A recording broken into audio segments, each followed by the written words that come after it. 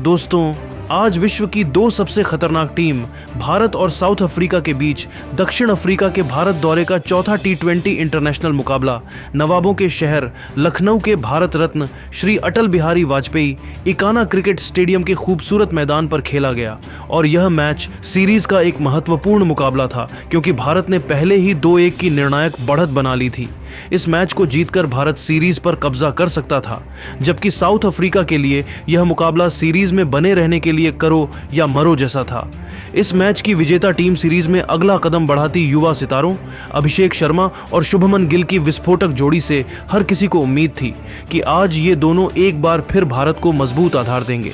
लेकिन किसी ने कल्पना भी नहीं की थी कि आज तिलक वर्मा और कप्तान सूर्य कुमार यादव के बल्ले से एक ऐसा तूफान आने वाला था जिसे देखकर क्रिकेट जगत के तमाम दिग्गज भी अपनी आंखें मलने को मजबूर हो गए। लेकिन चौथे मैच में टॉस हुआ और साउथ अफ्रीका के कप्तान एडन मार्करम ने टॉस जीतकर पहले गेंदबाजी करने का फैसला किया। उन्हें लगा कि इकाना की पिच पर शुरुआती ओवरों में गेंदबाजी करना मुश्किल होगा और बाद में ओस का फायदा उठाया जा सकता है।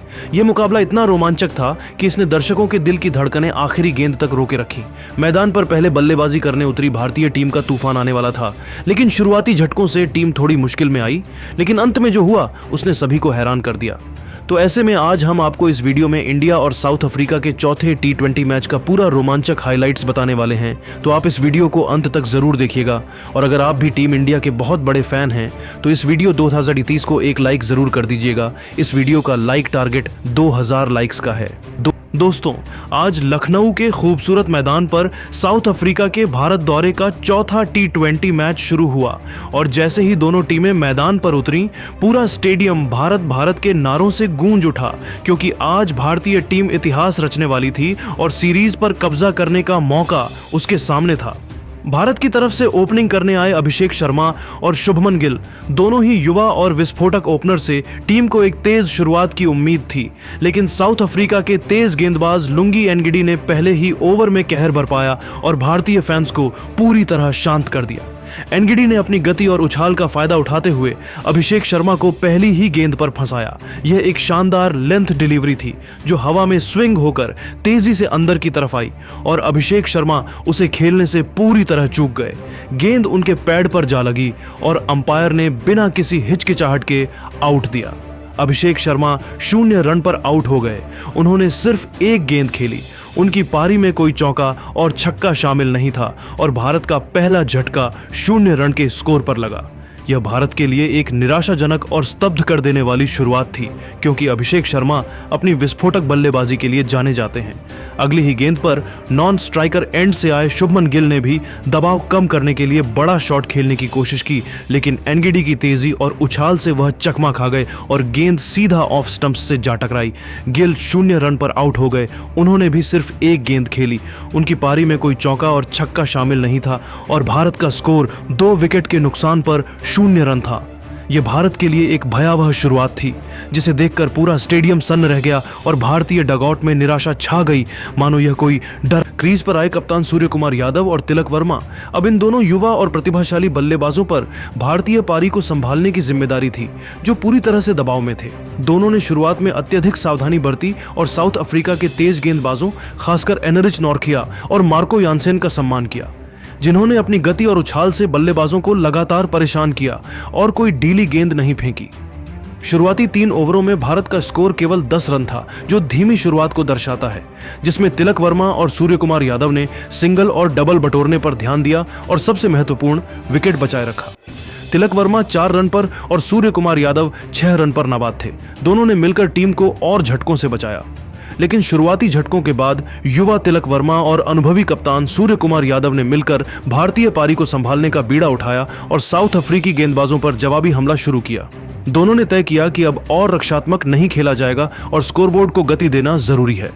चौथे ओवर में जब मार्को यानसेन गेंदबाजी करने आए तो तिलक वर्मा ने उन पर दबाव बनाया।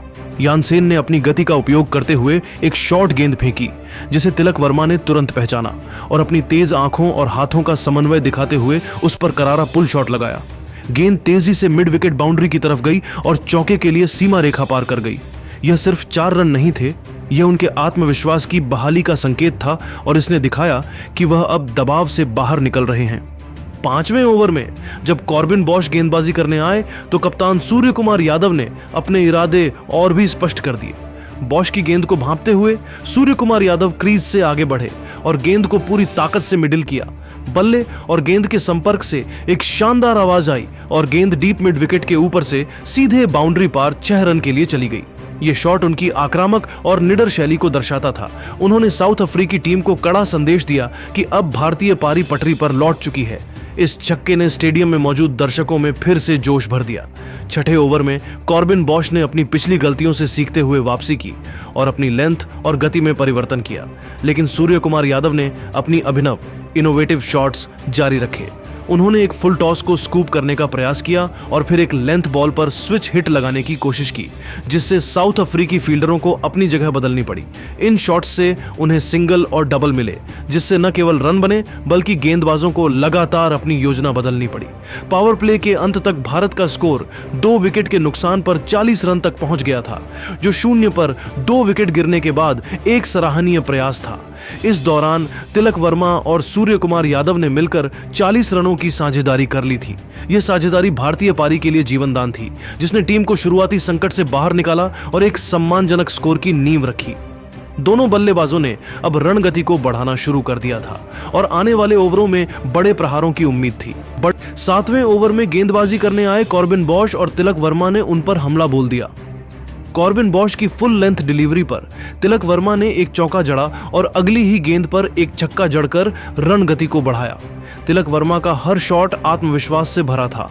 उन्होंने इकाना की पिच पर तेजी से रन बनाए। इसके बाद कप्तान सूर्य कुमार यादव ने भी आक्रामकता दिखाई और एडम मार्करम की ऑफ स्पिन गेंदबाजी पर लगातार 2 चौके लगाकर भारतीय पारी को गति दी। पहला चौका उन्होंने इनसाइड आउट शॉट से मारा और दूसरा स्वीप शॉट से मार्करम को अपनी गलती का एहसास हुआ और उन्होंने तुरंत अपनी फील्डिंग में बदलाव किया। 10वें ओवर तक भारत का स्कोर 2 विकेट के नुकसान पर 45 रन पर पहुंच गया था। तिलक वर्मा 35 रन पर नाबाद थे और सूर्य कुमार यादव 40 रन पर नाबाद थे। दोनों के बीच 90 रन की शानदार साझेदारी हुई, जिसने भारत को मुश्किल से निकाला और एक मजबूत प्लेटफॉर्म दिया। 11वें ओवर में गेंदबाजी करने आए। तबरेज, शम्सी और सूर्य कुमार यादव ने उन पर स्वीप शॉट लगाकर एक चौका जड़ा। यह शॉट उनकी 360 डिग्री बल्लेबाजी को दर्शाता था। 12वें ओवर में गेंदबाजी करने आए कॉर्बिन बॉश और सूर्य कुमार यादव ने उन पर दबाव बनाया। सूर्य कुमार यादव ने एक चौका और एक छक्का जड़कर अपने अर्धशतक के करीब पहुंचे। वह 47 रन पर बल्लेबाजी कर रहे थे और लग रहा था कि वह अपना अर्धशतक पूरा कर लेंगे, लेकिन कॉर्बिन बॉश की एक धीमी गेंद को वह समझ नहीं पाए और बड़ा शॉट खेलने के चक्कर में गेंद हवा में उछली और डीप मिड विकेट पर कैच आउट हो गए। सूर्य कुमार यादव 27 गेंदों पर 47 रन बनाकर आउट हो गए। उनकी पारी में 4 चौके और 3 छक्के शामिल थे। यह भारत के लिए एक बड़ा झटका था, क्योंकि वह अर्धशतक से चूक गए।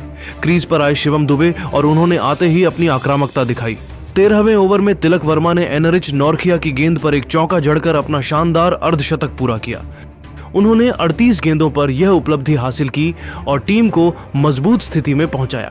14वें ओवर में गेंदबाजी करने आए एनरिच नॉर्किया और शिवम दुबे ने उन पर हमला बोल दिया। दुबे ने नॉर्किया की तेज गेंदों पर लगातार 2 छक्के जड़कर साउथ अफ्रीका के गेंदबाजों पर दबाव बनाया। नॉर्किया जैसे तेज गेंदबाज के खिलाफ यह आक्रामकता कमाल की थी। 16वें ओवर तक शिवम दुबे ने अपनी आक्रामक बल्लेबाजी जारी रखी और 18 गेंदों पर 40 रन बनाकर आउट हो गए। उनकी पारी में 2 चौके और 4 छक्के शामिल थे और भारत का स्कोर 4 विकेट के नुकसान पर 152 रन था। शिवम दुबे ने अपनी तेज पारी से रन गति को बरकरार रखा। शिवम दुबे के आउट होने के बाद क्रीज पर आए हार्दिक पांड्या और उन्होंने आते ही अपनी पावर हिटिंग शुरू कर दी।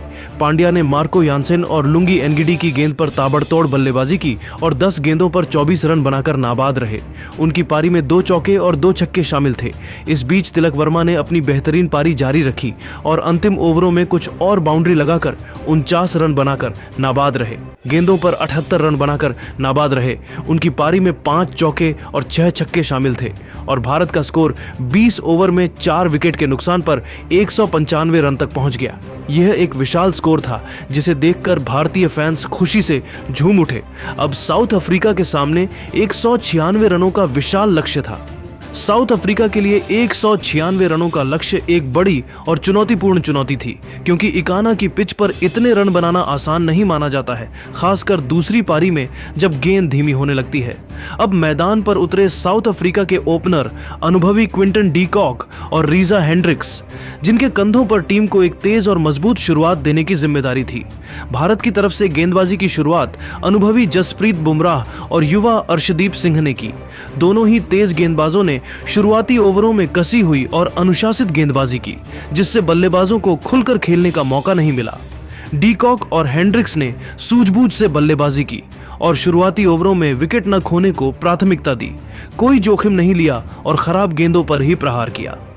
पावर प्ले के अंत तक साउथ अफ्रीका का स्कोर बिना कोई विकेट खोए 45 रन तक पहुंच चुका था, जो उनकी सूझबूझ भरी शुरुआत को दर्शाता है।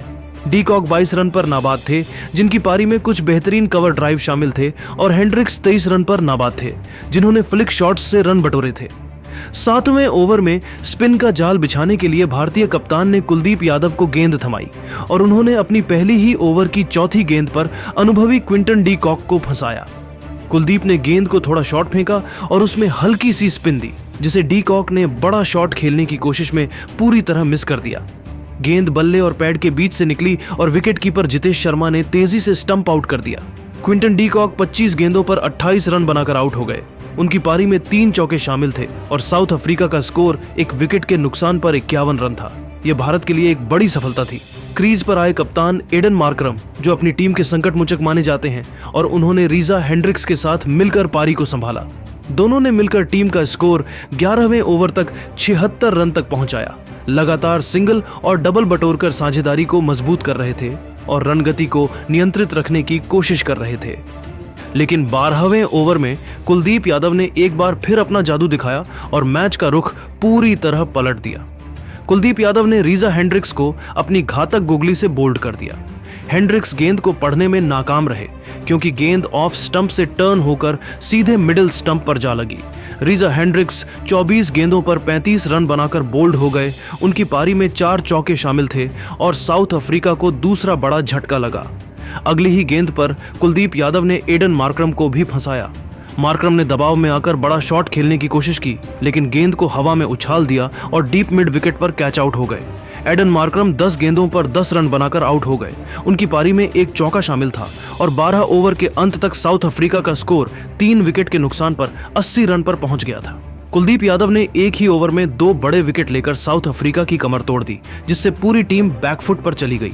क्रीज पर आए युवा तूफान ट्रिस्टन स्टब्स और डेवॉल्ट ब्रेविस, इन दोनों बल्लेबाजों ने कुलदीप यादव के दोहरे झटके के बाद भारतीय गेंदबाजों पर पलटवार करने का फैसला किया।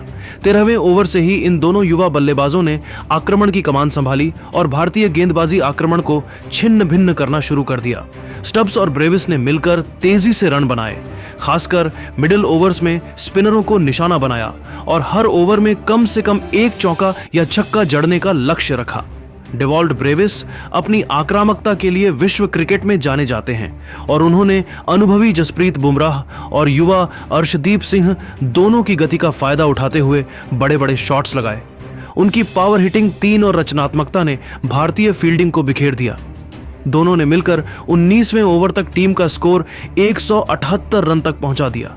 एक समय 80 रन पर 3 विकेट खोने के बाद यह 98 रनों की अविश्वसनीय और तूफानी साझेदारी थी, जिसने साउथ अफ्रीका को जीत की दहलीज पर ला खड़ा किया। अब साउथ अफ्रीका को जीत के लिए आखिरी ओवर में 18 रनों की जरूरत थी और यह मुकाबला पूरी तरह से रोमांचक हो चुका था। हर गेंद पर दर्शकों की सांसें अटकी हुई थीं। सारा दबाव अनुभवी तेज गेंदबाज अर्शदीप सिंह पर था, जिनके सामने थे ट्रिस्टन स्टब्स। अर्शदीप सिंह की पहली ही गेंद पर स्टब्स ने करारा चौका जड़ा। यह एक फुल टॉस थी, जिसे स्टब्स ने तुरंत पहचाना और मिड विकेट की दिशा में बाउंड्री पार भेज दिया। अगली ही गेंद पर स्टब्स ने डीप मिड विकेट के ऊपर से शानदार छक्का जड़ दिया। यह एक जबरदस्त प्रहार था, जिसने अर्शदीप को सकते में डाल दिया। अब साउथ अफ्रीका को जीत के लिए सिर्फ 4 गेंदों पर 8 रनों की जरूरत थी। मैच पूरी तरह से साउथ अफ्रीका के पक्ष में झुक चुका था और जीत लगभग पक्की लग रही थी, लेकिन तीसरी गेंद पर अर्शदीप सिंह ने अपनी हिम्मत नहीं हारी और एक शानदार यॉर्कर फेंकी जो सीधा ट्रिस्टन स्टब्स के पैड पर जा लगी। ये एक परफेक्ट यॉर्कर थी जिसे स्टब्स डिग आउट नहीं कर पाए। अंपायर ने तुरंत LBW आउट दे दिया। ट्रिस्टन स्टब्स 24 गेंदों पर 40 रन बनाकर आउट हो गए। उनकी पारी में 2 चौके और 3 छक्के शामिल थे। यह एक क्रूशियल विकेट था जिसने मैच को फिर से भारत की तरफ खींच लिया।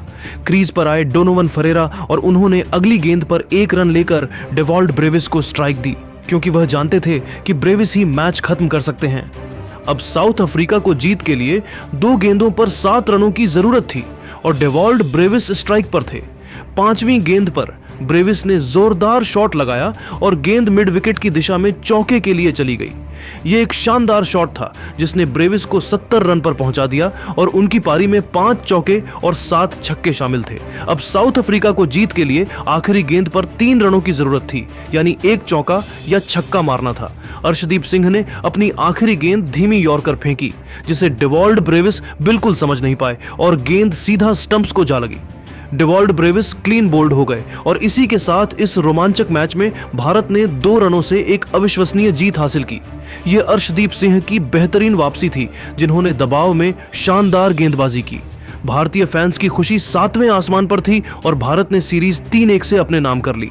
तो दोस्तों, आपके हिसाब से टीम इंडिया की इस जीत का असली हीरो कौन रहा? कुलदीप यादव का जादू या अर्शदीप सिंह का आखिरी ओवर? अपनी राय कमेंट में जरूर बताइएगा।